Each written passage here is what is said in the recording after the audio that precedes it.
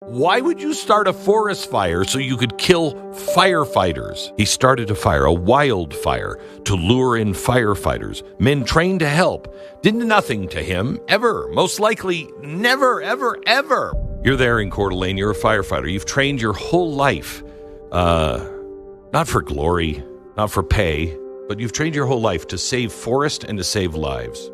And it is a hot, bone-dry summer afternoon on Canfield Mountain.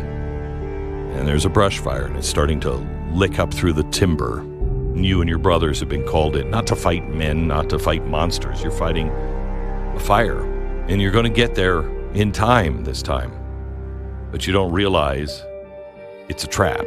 Some law enforcement right now, there's an active shooter zone. They're shot. BC3's down, BC1's down. Everybody's shot up here. Hidden in the trees under the cover of smoke and heat was a monster, was a man, a sniper, one man, one gun, one agenda. To kill you. It's evil. That's all it is. It's just evil. Sheriff Robert Norris, he said, we believe the suspects started the fire. Think of that. Not hurt them, kill them.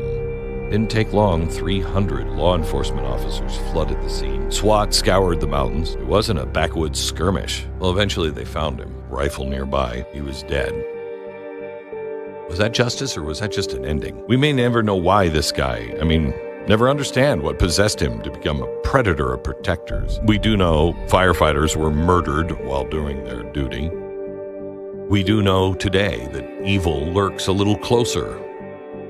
Sometimes in our small towns, sometimes in our forests. Stuff like this didn't used to happen. Something's changed. Now it's time to do what Americans always do. Clean up the mess. Come together. These men didn't die in war, but they died in service. They went up to a mountain to save lives, and they never came down. That is not just a tragedy. That is sacrifice.